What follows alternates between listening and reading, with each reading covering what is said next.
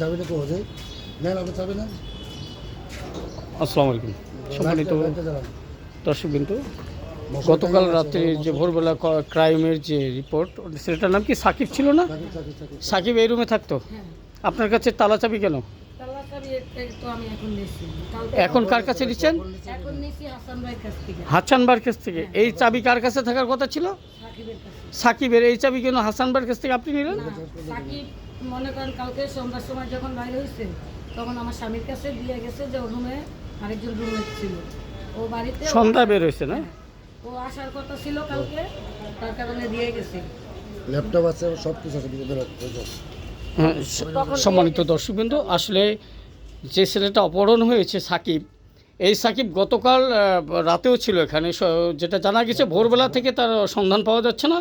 তার ল্যাপটপ রয়েছে বিছানায়, আপনারা দেখতে পাচ্ছেন যে ল্যাপটপটা বিছানায় রয়েছে, সব গোছানো রয়েছে। সাকিব এখানে রাত্রে ছিল এরকম একটা ধারণা করা হচ্ছে।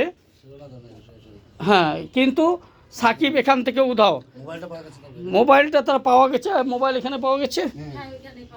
মোবাইলও তার। একজন ব্যক্তি যখন রুমে থাকবে, থাকা অবস্থায় কেমনে তার মোবাইল ছাড়া সে চলে যেতে পারে বাহিরে না বলে?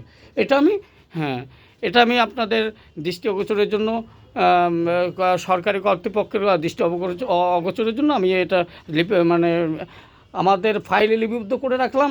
নেক্সট দেখেন, সাকিবের রুমের যে আসবাব, তার যে প্যান্ট শার্ট সব গোছানো রয়েছে, কিন্তু সাকিব উদাও। সাকিব এই মালিকের সঙ্গে, জাকির হোসেন সাহেবের সঙ্গে রাগারাগি করে সে এখানে ছিল।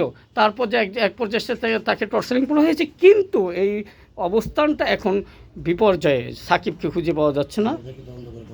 হ্যাঁ, প্রশাসনের তদন্তের জন্য বিষয়টি আমি সুনিশ্চিতভাবে নিশ্চিত করার জন্য বিশেষভাবে অনুরোধ করছি।